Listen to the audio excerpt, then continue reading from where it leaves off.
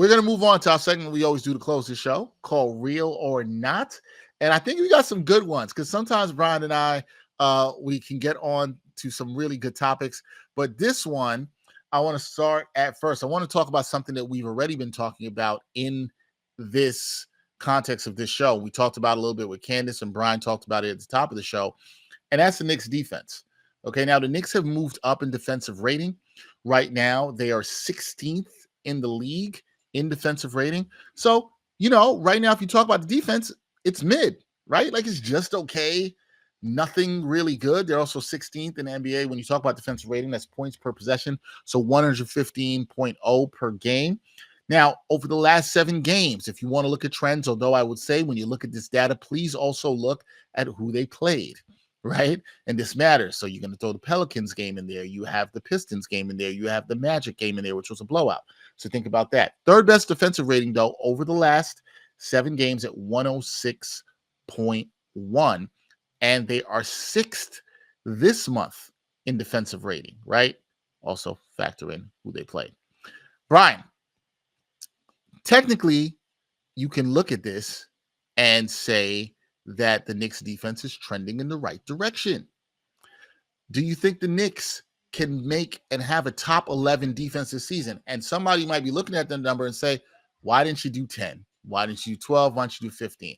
I could explain There's that. data that shows, and Bryan will get into this, that NBA champions are in the range of the top 11 defenses historically. This is what happens. If you have a top 11 defense, you're not saying it's guaranteed to win an NBA championship, but NBA champions generally have a top 11 defense. So can the Knicks get into that conversation where their defense is good enough to win an NBA championship and be a top 11 defense? Bryan, yay or nay, real or not, what do you say?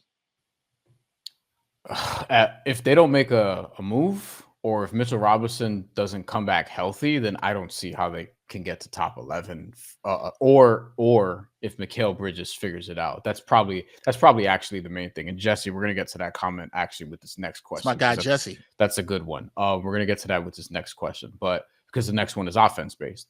Yep. But in terms of defense, I think it's real if those things happen. Like you need Mikal Bridges to play like Mikal Bridges, the Mikal Bridges that you traded for. You need Mitchell Robinson back, or you need to, and maybe we'll get to this too, to add someone who's going to help you shore up that defense. But this one's a tough one. And really, this is why top 11 matters. If you look at the last 25 years, and you can go back even a little further than that, but let's have a cutoff point at some point. If you go back the last 25 years, every single NBA champion has had a top 11 defense, except for 2 teams. One of them is the 2000-2001 Lakers. They were 21st. We'll get to why in a second. And the 2022-23 Denver Nuggets were 15th. But contextually, they were top 10, 12 or so the last couple months of the regular season, if I recall. Like I remember that being a discussion point. And when you saw in the playoffs, they got stops when it mattered. There's context to both of these, right? Like in the case of the Lakers, they had the best player in the world. In the case of the Nuggets, they had the best player in the world. In the case of the Lakers, you also had Kobe Bryant. The best player in the world was Shaq. You had Kobe Bryant, who was already getting like all-star MVP votes. He was like in the top 10, I think, that year. He was getting all defense. He was, all NBA second team. So he was one of the 10 best players in the league that season. Shaq was all NBA first team, et cetera, et cetera. D-Storm 37 doesn't think that they'll have a top 11 defense based on that comment. And with Denver, to be fair, I mean, you have Nikola Jokic, so you're able to overcome some things. But also, when you look at actually both these teams, the Lakers faced who in the finals that year? Allen Iverson Sixers. And what do we always joke about with Allen Iverson Sixers that made it to the finals? We always say, how the hell did he get them to the finals? With all due respect to Tyrone Hill, Matt Geiger, and Raja Bell, and, Eric Snow. But, that's kind of what it was. And then when you look at who the Nuggets beat, they beat a Heat team that was the 8th seed that barely got into the playoffs and just went on a historic run that I don't know when we're going to see that again.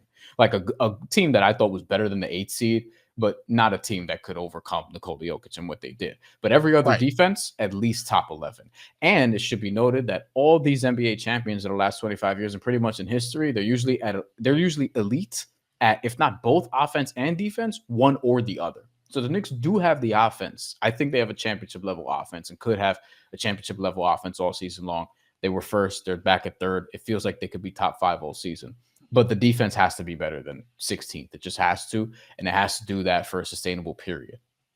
But do you think it will? Do you think that will happen? Or is that contingent upon them making a move? Because that's the thing for you. You kind of hinted at that at the beginning. Is it contingent upon them making a move? Or do you think as currently constructed, they can get to be a top 11 defense? I'm going to say I with this roster right now, I just don't see it. You don't see it. Like I want to because Mikal Bridges is that good and has been that good, but like it's been 2 months and it's like, all right, even if it does come together, he's not a rim protector. And that's really the piece of it. We're going to get to this with one of these next questions, one of the last questions, but Mitchell Robinson's still hurt. Does he come back and solve the problem, or can you even afford to wait that long? And when he comes back, you're going to have to like limit his minutes anyway. Yeah, see, that's the thing to me when I talked about we have to be a little bit patient. That's the one to me where the clock is really ticking. Yes. Where I'm not sure about all that. Like some of these other moves, and I know there'll be people out here as we get closer to the trade line that will be telling us about the Knicks need offense. They're gonna be like, the Knicks need another scorer. They might need another ball handler, shot creator. I'm not gonna go against that. But people are gonna talk about offense. Offense not the issue. However, we're gonna talk about offense the next one. I want to bring up this point by my guy, Jesse Hoffrichter. Shout out, Jesse. What's up, Jesse? How you doing? That is my guy. Appreciate you checking in. He said, I don't know if y'all already discussed this, but the offense seemed so one note last night. No, would have liked to have seen them try some other things when the threes weren't falling. Thoughts? Here's what I will say to that, Brian. I'll let you get to that. And then we're going to get into the real or not question we have about offense. Jesse, I think it's a good point. The offense definitely looked one-dimensional last night. Now, I thought there also were things where the Knicks were getting good looks. I thought the shot creating station got a little bit wonky in the looks they were getting late in the third quarter, early into the fourth quarter. But in the beginning of that third, they were getting some looks. They weren't falling. You saw some good looks in the first half. I think the Knicks have been fine in terms of their attempt and volume of threes. I think the issue is, and this is something I brought up about the offense, do they have another guy when it's not Brunson, or Brunson's getting frustrated by the length that we saw on Wednesday? Who's the other person you're trusting to create those shots right now? Bryan, top of your head, who's the other person you trust to create those shots, to get into the paint, to get those mid-range jumpers? Now, we've seen Bridges on a lot of curl action, some stuff. It kind of has to be him. That's probably my answer. How much do I trust that? How much do I trust that though? Like that's the worrisome part, right? Right. But I'm not going to sit up here and be like, here's the issue you have. If you go out and try and get somebody, I mean, like you have to trade somebody and you're already thin, and the salary slot you would probably be acquiring, if you're talking about like a high level shot creator, that means you're going to have to move one of your main guys. So you're going to take away something to do that. Like I think, it kind of has to be Bridges, because you traded all this for him. Like that's what you're here to do. You're here to be basically an elite high-level role player that can play both offense and defense at a reasonable level. And the defense needs to be better. The offense, I feel like, is a little bit ahead of the defense for him right now. But still, do I feel awesome about him being a secondary shot creator? I mean, not really. I also would say, and we'll get into this, I'm not going to go long into this, but as the Knicks get close to the trade deadline, I think they'll look at some buyout candidates, whether it's a Malcolm Brogdon. I think that's somebody they could look at that could help them. We'll get into names like that. But I am with you, Jesse. I would have liked to see them try some things. I think most notably, Bryan and I've talked about this throughout the show, getting to the rim, which is another thing that you haven't seen a lot, right? We know what Brunson could do in the mid-range, but he couldn't get any of that. Dyson Daniels wouldn't let him get anything off yesterday, who did a tremendous job on him. But you would like to see some more offensive versatility in terms of them getting to the rim. We know the Knicks are among the teams at the lowest free throw attempt rate in the league right now, something they struggle with, although they shoot free throws as well as anybody in the league. So it's getting to the line. That kind of helps when you're sort of in a funk with shooting the threes. I don't think they didn't take quality shots. That wasn't my thing for them in this game. I had no problem with the quality of the shots they took. I just thought they looked frazzled and disjointed on offense, And I got to give credit to Atlanta, who played really, really well defensively in the second half and used their length fantastically. And sometimes it's just that. I'm less worried about the offense than I was not doing well in the glass. The Knicks are actually one of the best defensive rebounding teams in the league. Their defensive rebounding rate is tremendous. They're one of the best in the league. But against the Hawks in 2 games, they've got dominated on the glass, and the Hawks have been able to do whatever they want. So that's been a problem for them too. Now, the rebound number could be a little skewed too because the pace that they play at.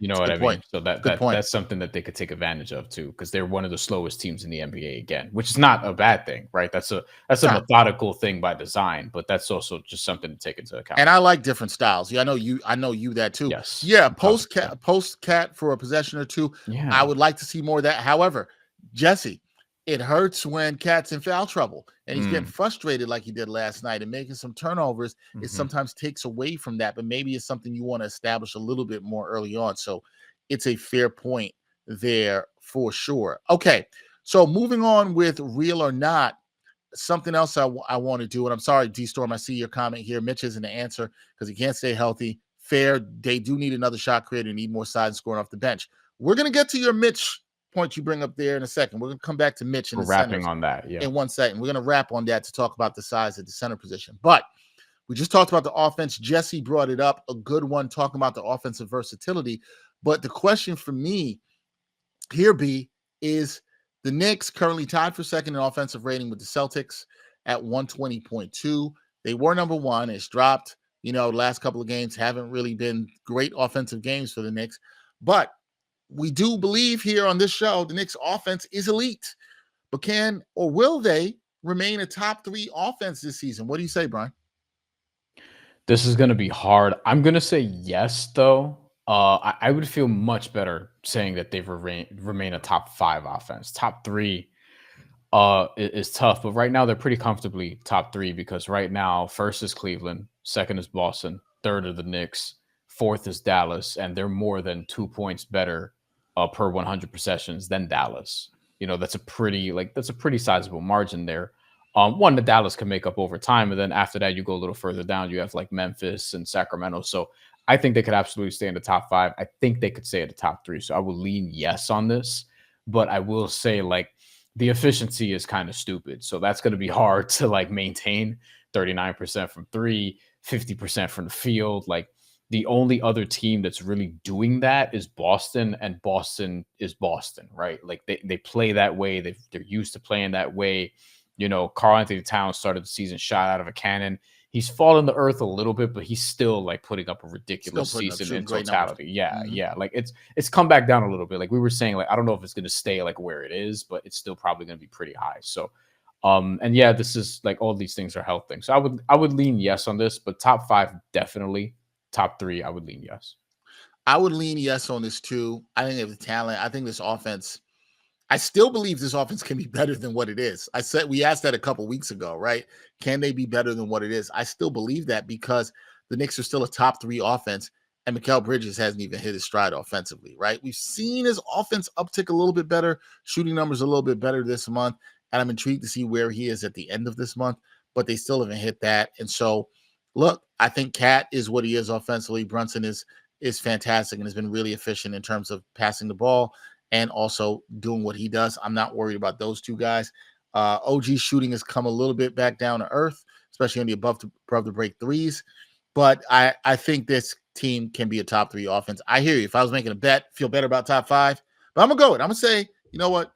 The Knicks will remain a top 3 offense. Wouldn't shock me if they vault back up to number 1 by the time we're talking about this next week. This is the one right here. How that goes. Now, this is the one Bryan's excited about because it was also his submission for it. So he's smiling already. But clock's ticking, folks. Knicks can't wait for Mitchell Robinson and should acquire a center. Now, I want to say this. We just saw D Storm bring this up. He said Mitch is not the answer because can't stay healthy. I think that concern from Knicks Nation is absolutely positively fair. Should you trust it? And then Bryan brought up another good point that I think people should consider if and when Mitch returns is that then you have to ramp him up, right? He's got to get back into game shape. And Mitch generally takes a little bit longer to ramp up than some other people, Okay. So I think that is there, and that is a concern. Now, Bryan, you also said earlier in the show, you said to me, I said, look, well, you got to see where this team is at when they play 5 to 6 months. And you're like, yo, the trade deadline is 2 months from now, right? They can't necessarily wait for that. And I hear you, bro.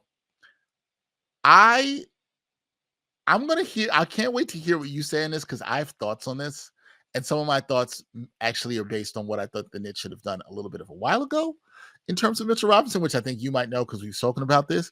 But I tend to think from things you've said in this show that you don't believe that the Knicks can wait. I don't know. They ain't got time to wait for this. You're like we needed this. We want tomorrow, yesterday.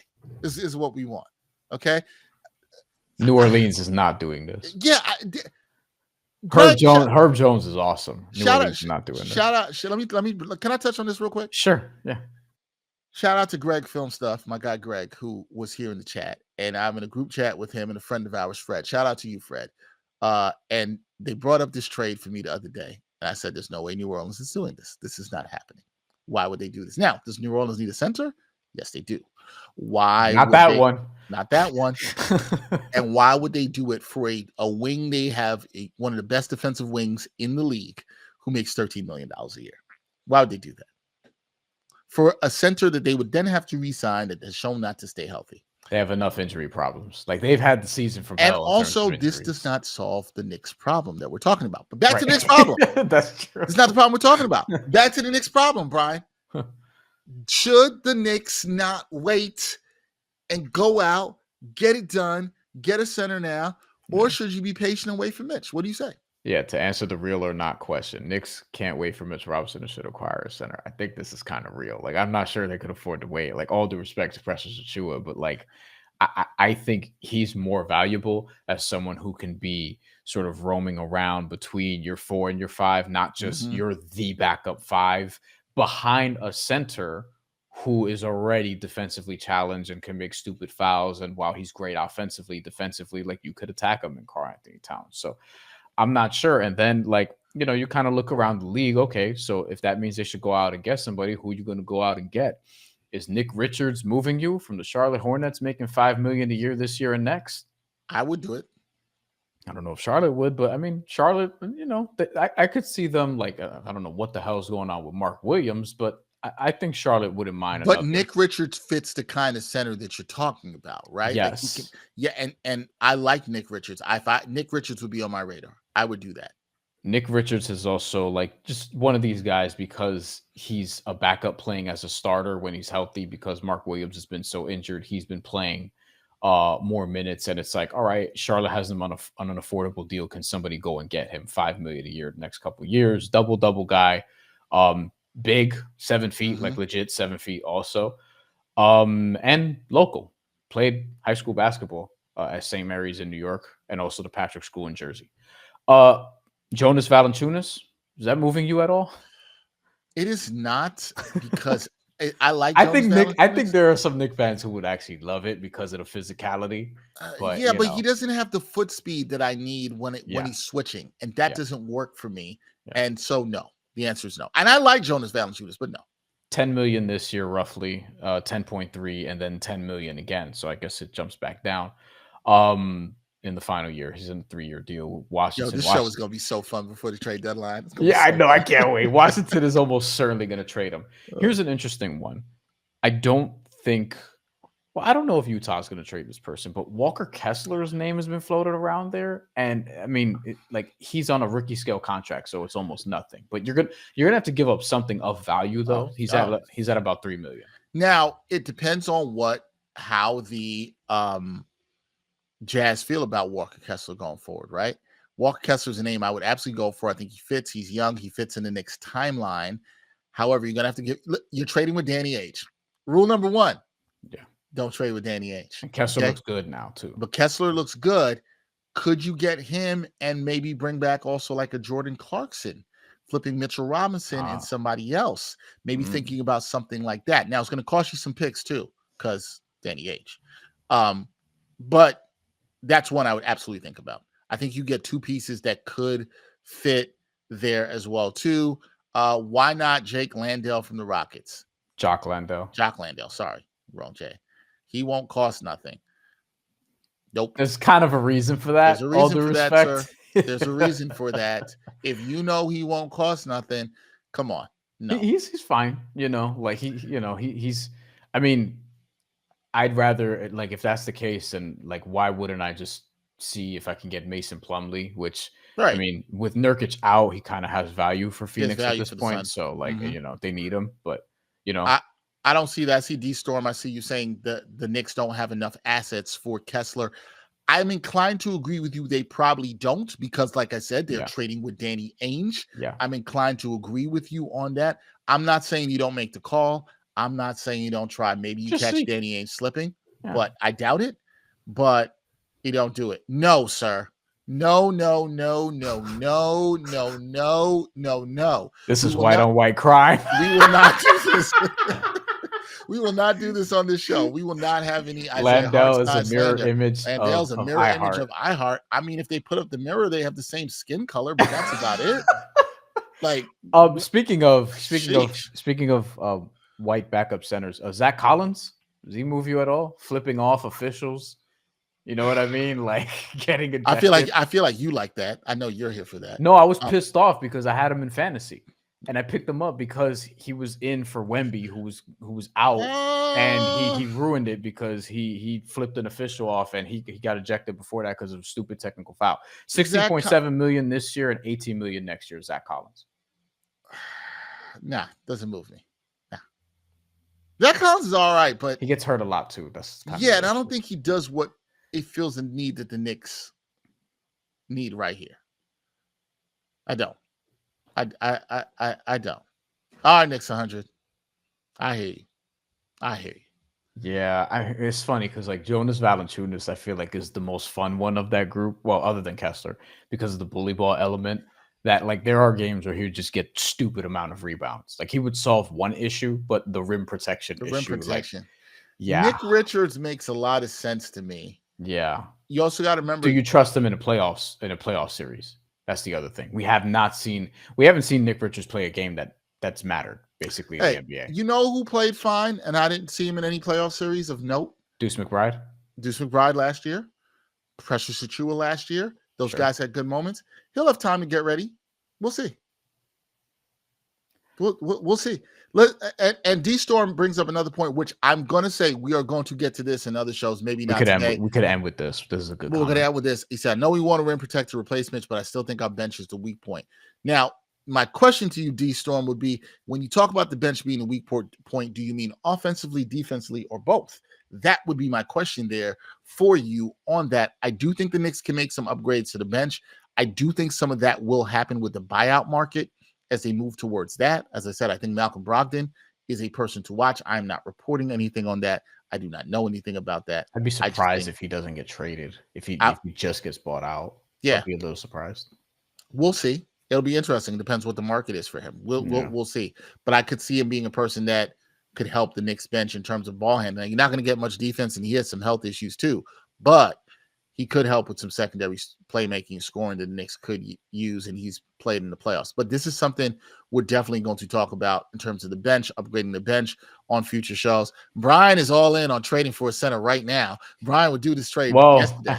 After reviewing the list, I mean, all right, this is the last comment for real, and then we'll get out of here.